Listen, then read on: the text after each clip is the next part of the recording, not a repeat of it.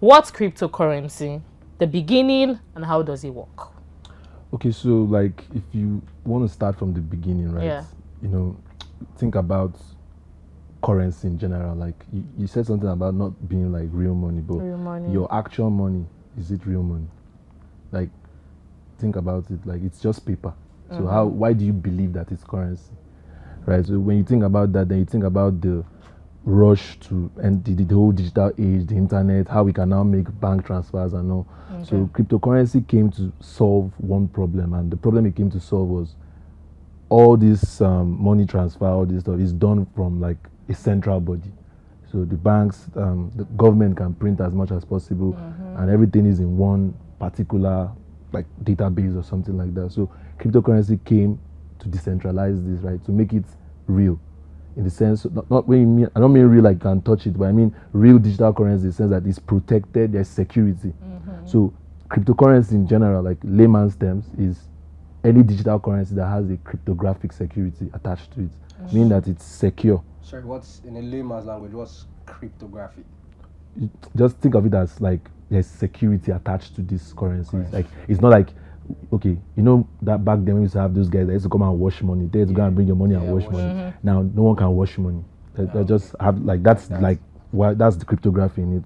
You know, like you know what makes the notes you hold real is those watermarks. But someone who has that, someone can make something that looks like, you know, and pass off as real. But you can't pass off cryptocurrency as like fake cryptocurrency as real. So that's what cryptography is there. What's like the main goal, and the main goal of a fintech in Nigeria? Okay, it all depends on the particular brand, but I would say one of the major goal or what we aim to achieve in fintech organizations is just to ensure that we ease the bridge between the regular local financial services, our local banks and consumers.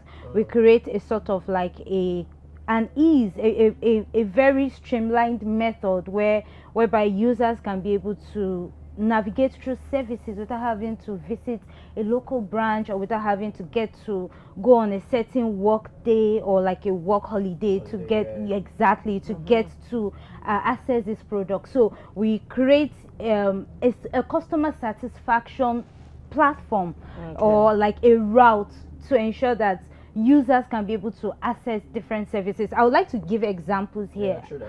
All right. So for instance, if you need asset management, you go to Carrywise. Carrywise is your go-to platform for asset management. Now the platform has been created for you to, or rather for users to be able to say, okay, I need this. Even without getting formal knowledge on how it is, you can be able to like navigate through and get your product or get the services you need without having to go to your bank, get who your account manager is, and then have to call them or probably talk to them via mail. You do not need to, like, just at your current location, you can be able to put in some of your details and get real life data on your Pretty assets. much you guys are doing the stress-free kind Stress-free, of thing. exactly. Just into this, but when do you feel like the world would tend to accept this whole crypto thingy? Yeah, so I feel like adaptation is already happening. Like, you have a whole country, El Salvador, has already taken Bitcoin as legal tender.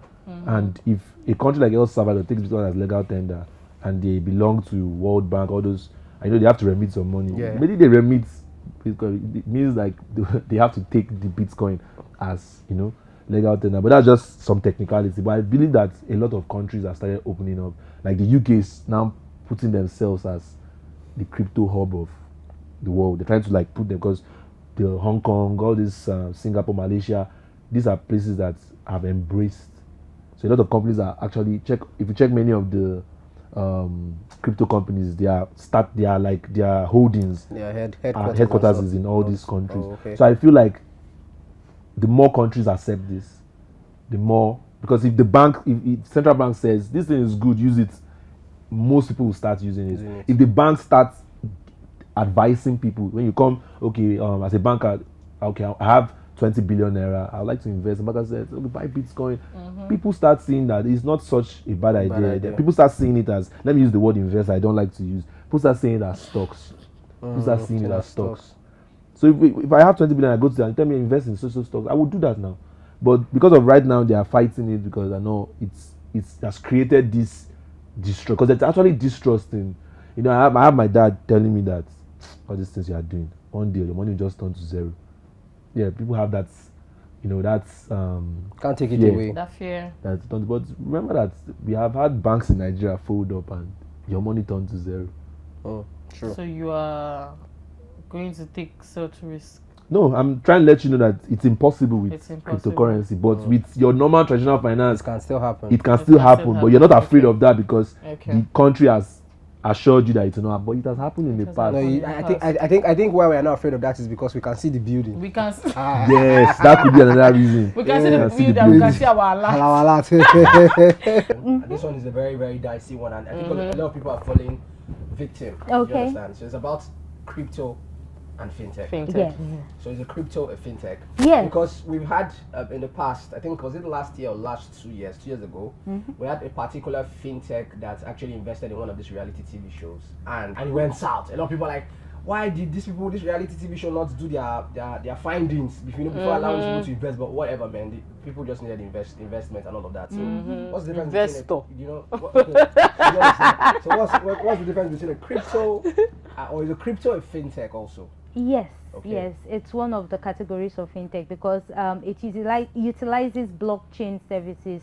You get to decentralize your payments and then ensure that you detect and avoid fraud. So crypto is one sector of fintech, yes.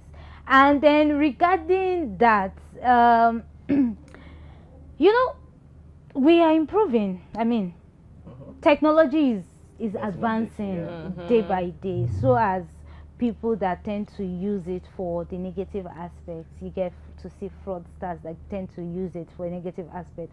It just boils down to your company, because where I work with, we have a set of team that basically what they do is to go through our products and regularly they check it to see is there any loopholes. What do we do to resolve this, to hope it won't cascade to something bigger in future. So I think it's a lot of time when things like this happen is because maybe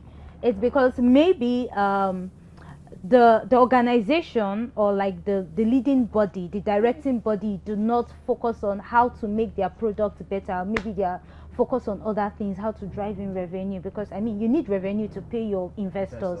Yes, so it all boils down to making sure that the product is better. It gets better day by day.